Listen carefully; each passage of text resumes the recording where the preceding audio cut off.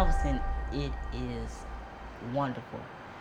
It's crazy at times, but it's just wonderful. I love being around Galveston. I love Galvestonians. We have all types of ethnicities here. White, black, Mexican, you name it. It's all here in Galveston. Well, I'm so happy to be a part of an island. Not many people can say that they live on an island in the USA. So I'm just glad to be here.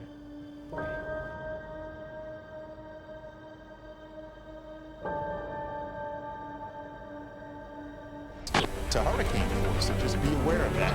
Power winds, it's kind of like having a huge fan. There and just being hammered with wind and rain. Just had a huge gust. Certainly, I would estimate a hurricane.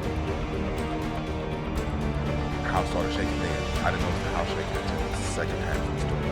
And the wind blew it open. Climate change, when I was young, I didn't really pay attention to climate change. But after the hurricane, it definitely, I was kind of like,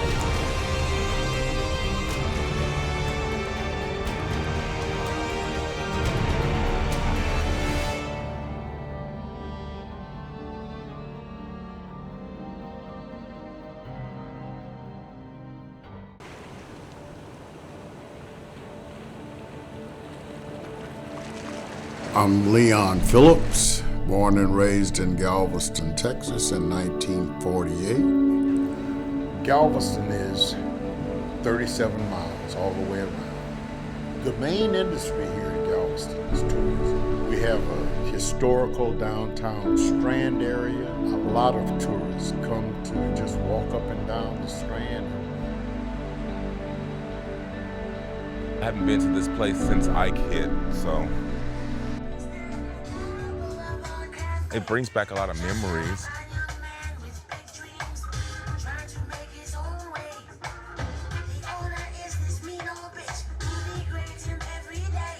My very first drag show was here. That was over 20-some years ago. And one of the drag queens, her name was she goes by Stick Pin, but she had did a song called Cleanup Woman.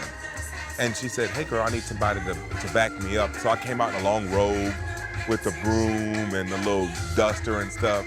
And I've always wanted to be on stage, you know.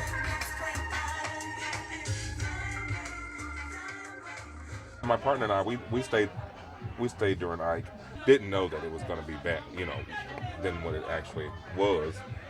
And when the eye of Ike had came, it was like 15 minutes of just quiet, still. Able to look in the sky, we seen the moon. And then I looked down over our balcony, our porch, the water was right there. 12, 13 feet high. Sometimes if you take a chair and put it on the knob of the door to stop it, you know. Well, the slack didn't work. I stood there for like 15 minutes holding it. My arms got tired, so I flipped around with my back towards it. And the whole time I was praying, like, God, if you let me live through this, I wouldn't stay the next time, you know.